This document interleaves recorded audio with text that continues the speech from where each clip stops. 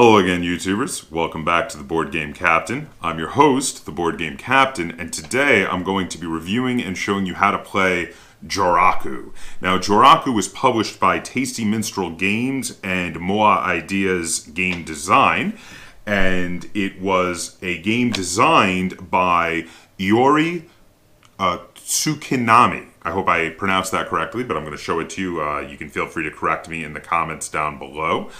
The game is for 3 to 4 players. It is listed as being for 40 to 60 minutes and for ages 14 and up. Now, Joraku is a game about controlling the road to Kyoto. And to do that, this game is it is an area control game, but it's also a trick-taking game, which is a very interesting hybrid of very different styles of game that have been put together here. Now, the 3 to 4 players, I'm really glad they didn't try to shoehorn in an alternate method for 2 players because I'm not sure it would have worked. It plays very well at 3 and 4 players, though.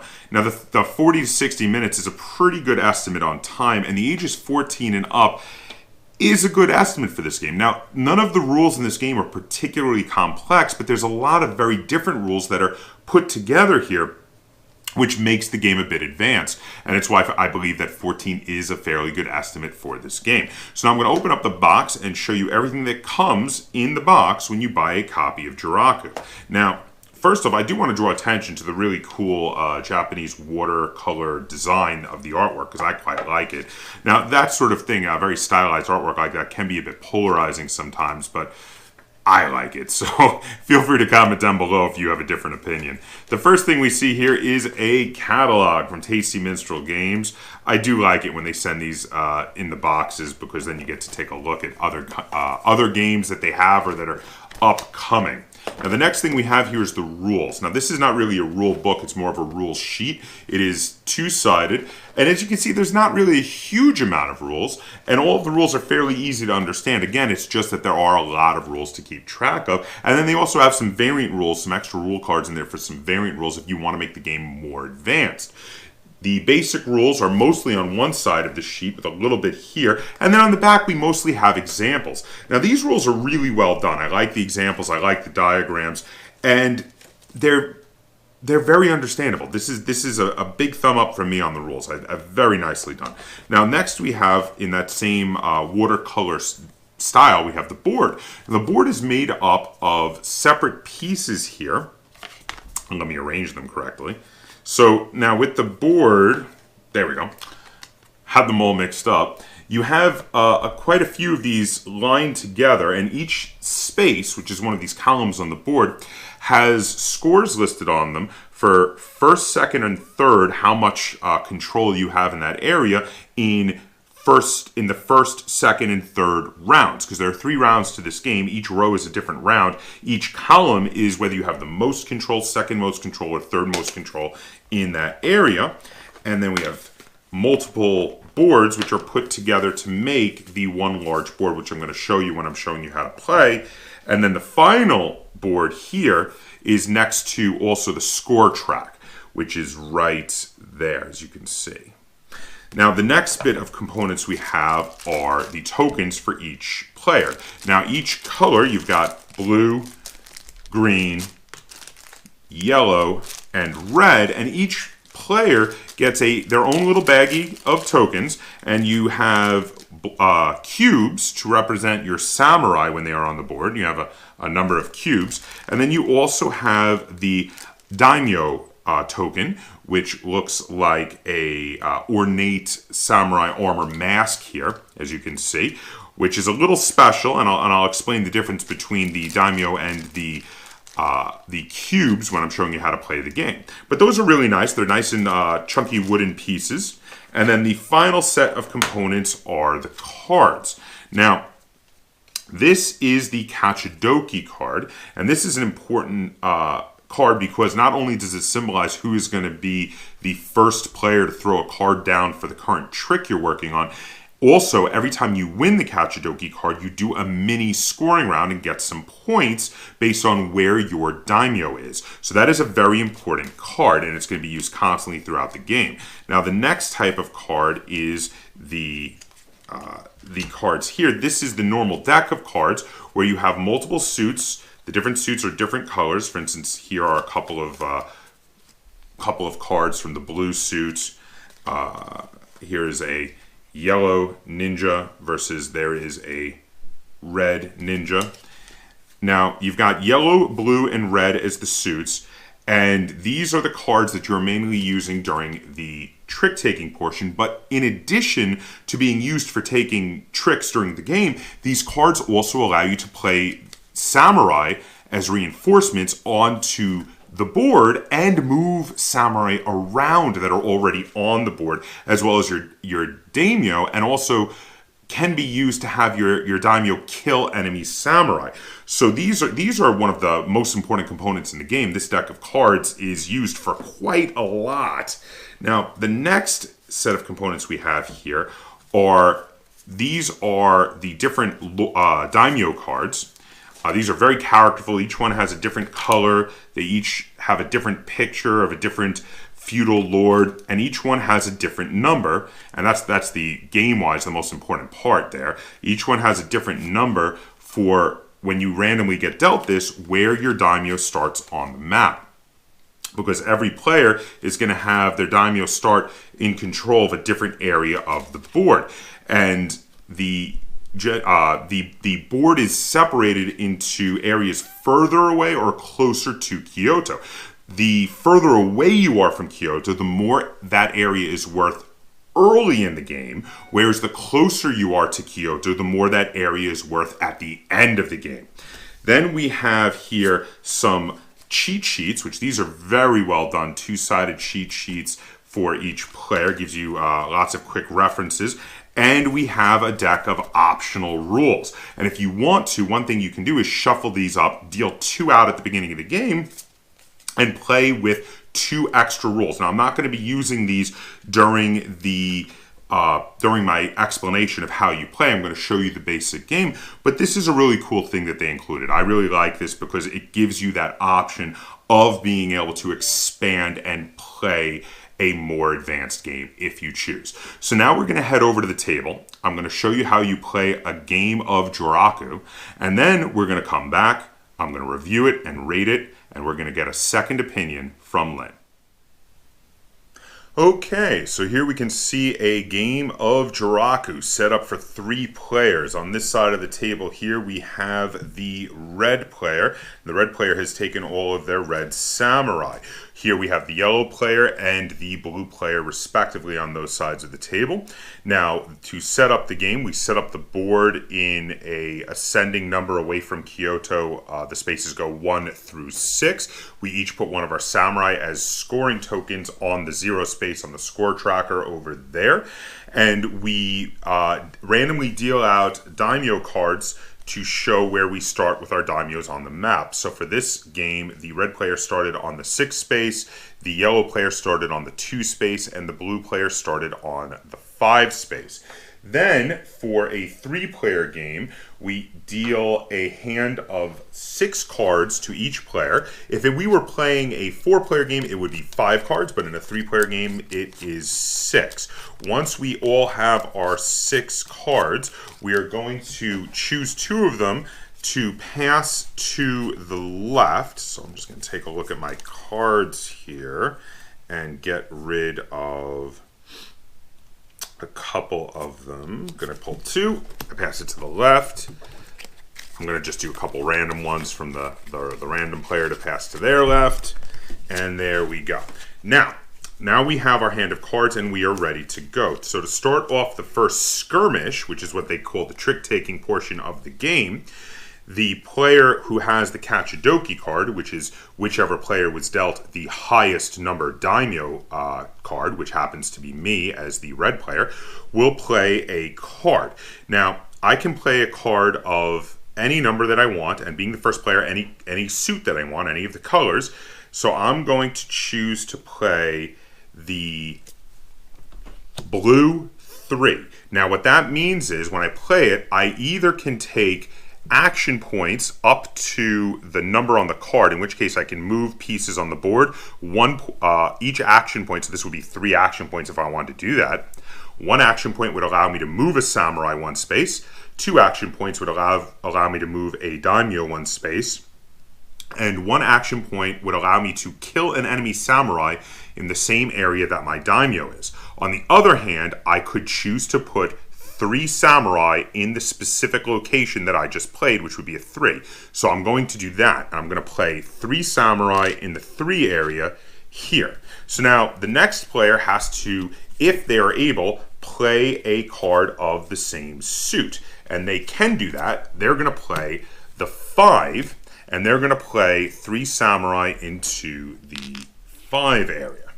And then Lynn played the 4 and is also playing 3 samurai in the 4 area.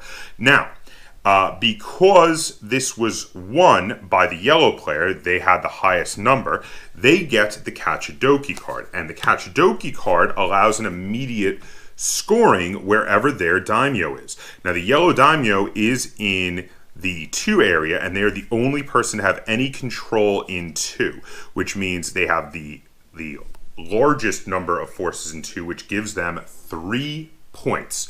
So yellow gets 3 points, neither of the rest of us get any points, and they have taken that trick, which they are going to put over by them, and then they start off the next skirmish. So they're going to throw out, let's see, they're going to throw out a red 2 to throw 3 samurai into the 2 area there with their daimyo. And then going clockwise around the table, it is the blue player's turn, and they throw out a red 6.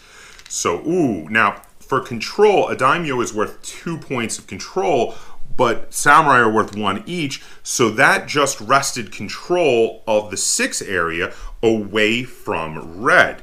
So now red may not like that. So what red is going to do is red is going to play the red ninja.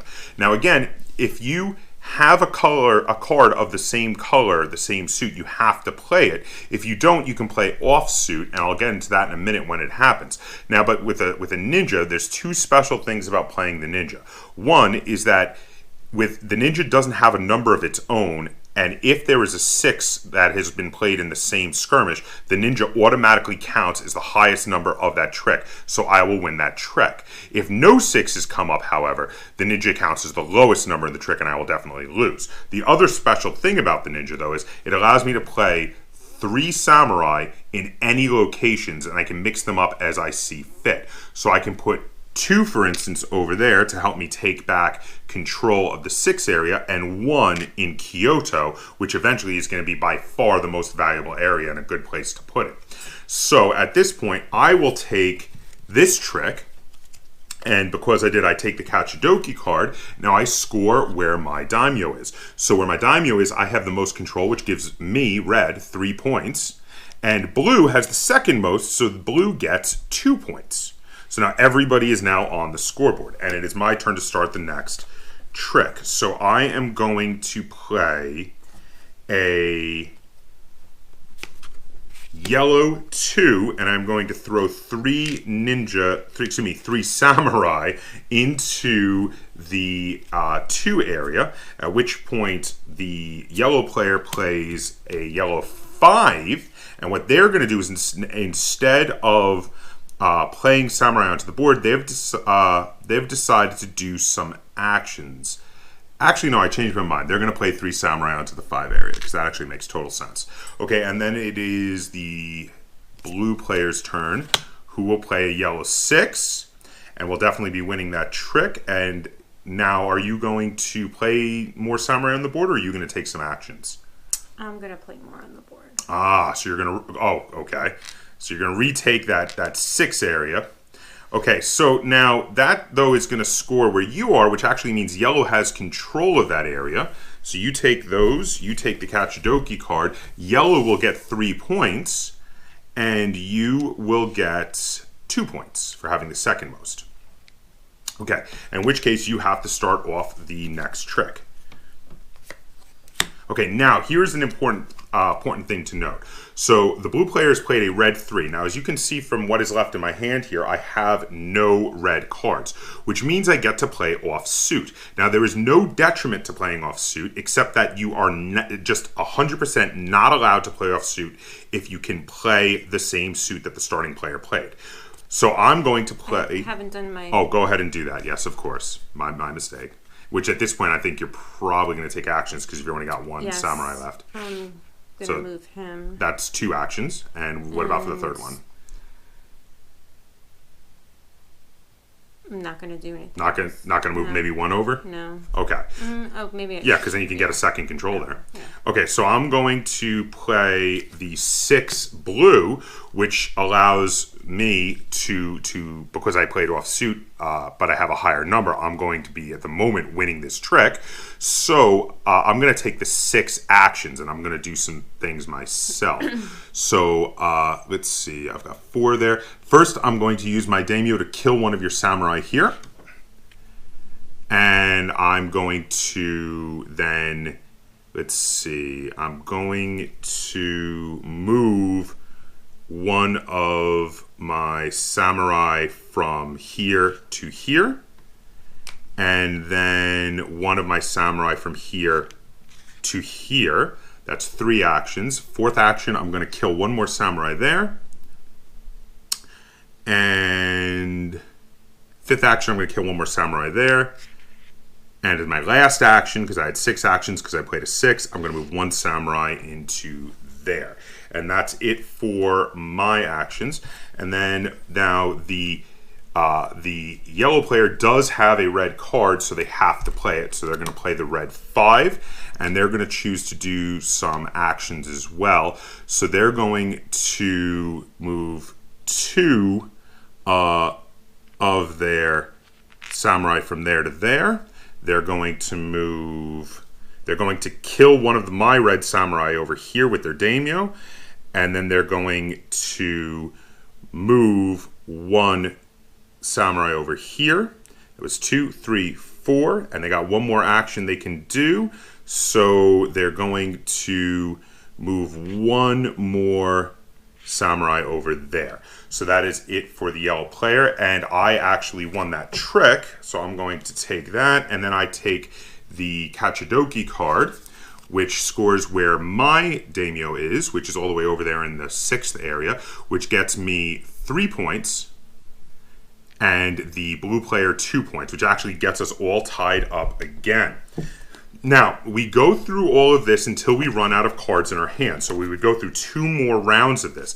Once we go through the final round in this entire round, what we do is we go on the scoreboards here, and you can see they're numbered 1, 2, and 3. And in the first whole round, we go to every area and we wind up scoring it based on who has the most, second most, and third most in that area. So for instance, in the 6th area here, on the first row, whoever has the first most would get 7 points, second most would get 4 points, third most would get 2 points.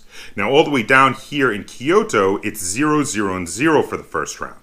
But then we deal out another whole hand of cards and we do it again, and we do a second round and a third round, and by the time you get to the third round in Kyoto, it's 15 points for first, 10 points for second, and 5 points for third, whereas all the way here, 6 spaces away, by the time you get to the second round, it's already 0, 0, and 0 up there. So you get way more points in the beginning by having a lot of control far away from Kyoto, but you get even more points by the end of the game if you manage to move your forces all the way to the Kyoto side. So while this is area control, the areas you want to control differ quite a bit based on whether you're playing earlier in the game or later in the game. Anything you played all the way far away from Kyoto earlier on, you're going to want to put a lot of points into moving down the board to get the better points closer to Kyoto. And that's it. That's how you play a game of Joraku. So now we're going to head back, and I'm going to talk about how this game feels. I'm going to review it and rate it, and we're going to get a second opinion from Lynn. Okay, welcome back. So that was how you play a game of Joraku. Now the first thing I want to address is this game feels like it is a much bigger game than the size of the box would have you believe. And I definitely respect that when game companies, and this is something we have seen a lot more of lately, try to fit much larger games in small boxes. And it's a very cool thing when they can fit a game that feels much larger than it is in a box that doesn't take up a huge amount of space on your shelf, because space is a concern when you have a sizable game collection. Now, this game is very unique in its pairing of area control with trick taking.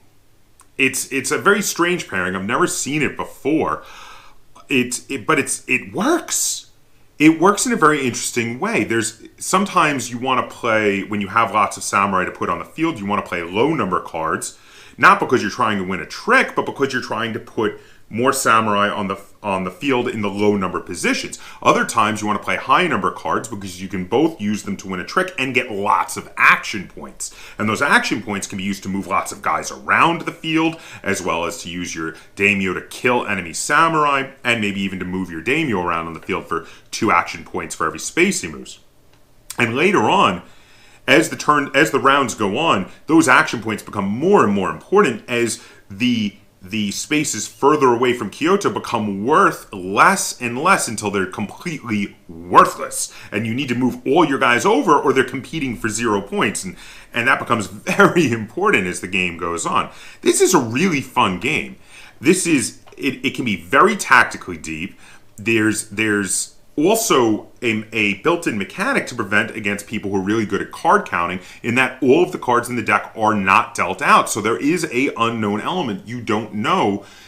You know a card hasn't been played yet, but you don't know if it's in one of your opponent's hands or if it's in the deck there. So there's a fair amount of randomness there, and a mechanic specifically meant to inhibit those who would card count, while also having a fair amount of information and things you have direct control over, because your own cards in your hand and deciding when to play them is what you have the control over.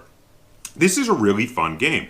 Now, there are some negatives, and I want to talk a little briefly about it. One thing, and I'm not really sure if this is a negative, but it's a weirdness. So most trick-taking games usually have a trump suit, and if you throw off suit and it's not the trump suit, usually that means you automatically lose the trick. And that is not the case in this game. And it is a little bit of a head scratcher why they did that. Now that is, of course, that was something that was up to the designer, and I don't really think it's necessarily a bad thing, but I did have a friend of mine while playing this game complain about it, that it was a little weird that you didn't have a designated trump suit or a revolving trump suit. Instead, you had the trump cards of the ninjas, which were only activated if someone played a 6. And then also, if you threw off suit, it didn't automatically lose, which is a little strange. Now, again, I'm not that's going to be up to personal preference if that's a negative or not. I don't really think it's a negative. It is a oddity and something that is different in the trick-taking portion of this game between this game and other trick-taking games. But something that definitely is a negative for me is the scoring tile. Now, I'm going to pull this back out here to show you because I want to draw attention to this. The scoring tile has a couple of issues that I think they could have done better. And from what I've seen of the European release, I think they did do it better overseas. Now, the scoring track, it has some very clearly defined numbers in black background with white. The other numbers get lighter and lighter as they go. And this wouldn't be as much of a problem as it is if it wasn't for the fact that the numbers also snake. They don't stay going in the same direction. They snake back and forth. And I have yet to play a game of this where the person keeping track of score didn't get confused at some point. It's my biggest gripe about this. Now, that being said, this is not a game mechanic issue. This is just a minor component issue, and this is something you can easily fix by having a score pad or something else to keep track of the score rather than this. So, but that, and you know what? If that's my biggest gripe about the game, that's not really that big a gripe, because when it comes to the rules and the actual gameplay here, this game is really a lot of fun. I very much enjoy it, and when I have 3 or 4 players, this is definitely a game, a nice, in my opinion, a mid-weight game that I will reach for. And because of all these reasons, and because of the fact I will play it whenever anyone asks, and because of the fact that I will ask many times in the future to play this game, I give Joraku 7.5 stars out of 10. It got just that little extra over 7. I really like this game a lot. So 7.5 from me. But differing opinions do matter. So let's get a second opinion from Lynn. Lynn, how many stars out of 10 would you give to Joraku? 7. So Lynn liked this game also and said she would play it any time I asked. She didn't like it quite as much as me. I have a 0.5 star on her, but this is a 2 thumbs up review from us here at the Board Game Captain. We both really like Joraku. Joraku has earned a space in our collection, and I am going to play this game many times in the future. I really enjoy it. If you enjoy trick-taking games and also enjoy area control games, I highly recommend trying Joraku, because even though it may sound strange and it may sound odd to mix together trick-taking and area control, you know what? Iori did it in a marvelous way with this game, and it really works. So there you have it. Now, have you played Joraku? Do you have any comments, questions, or concerns on Joraku? Or do you just disagree with our rating of it? Feel free to comment down below. And if you enjoyed this review and you'd like to see us do more like it, be sure to give this video a like, share this video, and if you haven't already, please subscribe to the Board Game Captain. That's Captain spelled with a K on YouTube. And hit the little bell icon so you'll get notifications every time I upload a new video. And until next time, game on.